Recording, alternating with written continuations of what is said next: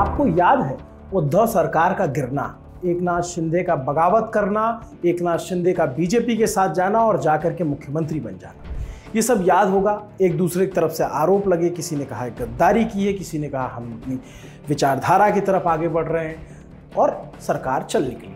तो क्या सारे चैप्टर बंद हो गए? नहीं, एक चैप्टर, एक पन्ना, एक सिरा सुप्रीम कोर्ट में खुला हुआ है। सुप्रीम कोर्ट में इस मामले में सुनवाई चल रही है। सुप्रीम कोर्ट ने 18 सितंबर को उद्धव ठाकरे और एकनाथ शिंदे गुट के बीच चल रहे विवाद पर सुनवाई की। कोर्ट में सुनवाई के दौरान राज्य के विधानसभा स्पीकर से अयोग्यता याचिका पर फैसला करने की समय सीमा तय करने के लिए कहा है। आप उसकी समय सीमा बताइए क्या है। Chief justice of India DY Chandrachud ने स्पीकर पर कड़ा रुख अख्तियार करते हुए कहा कि ये मामला अनिश्चित काल तक नहीं चल सकता है। सुप्रीम कोर्ट में शिवसेना के उद्धव और शिंदे गुट के बीच चल रहे विवाद पर सुनवाई करते हुए चीफ जस्टिस ने साफ कहा कि स्पीकर को इस मामले में फैसला करना होगा। उन्होंने बताया कि स्पीकर को कोर्ट की गरिमा का पालन करना चाहिए। कोर्ट ने पूछा कि 11 मई से लेकर अब तक स्पीकर ने क्या क्या किया है। मामले पर बोलते हुए सॉलिसिटर जनरल तुषार मेहता ने कहा कि हमें ये तथ्य नहीं भूलना चाहिए कि स्पीकर का पद एक संवैधानिक पद है। किसी अन्य संवैधानिक कोर्ट के समक्ष उनकी स्थिति को इस तरीके से उठाया नहीं जा सकता। आप स्पीकर के साथ ऐसा व्यवहार नहीं कर सकते हैं। इस पर CJI ने तुरंत जवाब दिया। CJI चंद्रचूड़ ने कहा कि ऐसा लगता है कि इस मामले में अब तक कुछ हुआ ही नहीं है। उन्होंने तुषार मेहता से कहा कि स्पीकर को मामले का निपटारा करना चाहिए, लेकिन लगता है कि अभी तक वो कुछ भी नहीं किए हैं। जिस पर तुषार मेहता ने कहा कि स्पीकर कानून के मुताबिक कार्रवाई करेंगे और मामले की सुनवाई करते रहेंगे। किसने जवाब दिया और किसने नहीं दिया, ये उनके बीच का मसला है। बता दें कि उद्धव ठाकरे गुट ने एकनाथ शिंदे और उनके गुट के 38 विधायकों की अयोग्यता पर स्पीकर को जल्द फैसला सुनाने के लिए सुप्रीम कोर्ट में याचिका दाखिल की थी। याचिका उद्धव गुट के सुनील प्रभु की तरफ से दायर की गई। याचिकाकर्ता की तरफ से दलील रखते हुए वकील कपिल सिब्बल ने कहा कि ये बड़ी गंभीर समस्या है।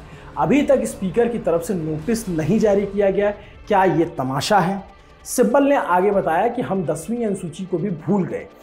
हमने 3 आवेदन दायर किए हैं जिस पर कोई भी प्रतिक्रिया नहीं आई है, जिसके बाद हमने 4 जुलाई को याचिका दाखिल की और 14 जुलाई को नोटिस जारी किया था। उन्होंने आगे कहा, कपिल सिब्बल ने, जब हम स्पीकर के पास जाते हैं तो हर विधायक के अलग अलग जवाब होते हैं।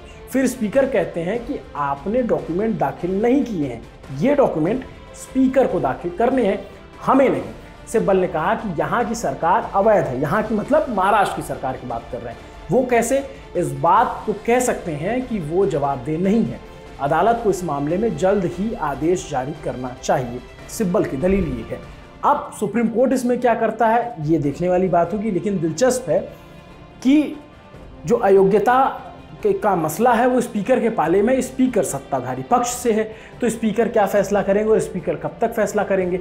और अगर नियम कानून के तहत अगर उन विधायकों की सदस्यता चली जाती है, वो अयोग्य हो जाते हैं, तो सदन की मेजॉरिटी कम हो जाएगी। और उस स्थिति में अगर एकनाथ शिंदे भी, अगर जो वो भी उसी गुट में है, अगर उन पर भी अयोग्यता की तलवार लटकती है तो क्या वो मुख्यमंत्री रह पाएंगे? क्या सरकार रह पाएगी? क्या सिनेरियो बन पाएगा? क्या अजीत पवार का आना कहीं इसके पीछे ये वजह भी तो नहीं है? जो भी हो, एक कयास है, एक अटकलें हैं। मामला अभी स्पीकर और सुप्रीम कोर्ट के पाले में है। इस मामले से जुड़ी जो भी अपडेट होगी, जो भी जानकारी होगी, वह हम आप तक पहुंचाते रहेंगे। मेरा नाम है अभिनव पांडे। आपके लिए खबर लिखी थी हमारे साथी प्रशांत सिंह ने। कैमरे के पीछे हमारे दोस्त आलिश हैं। शुक्रिया।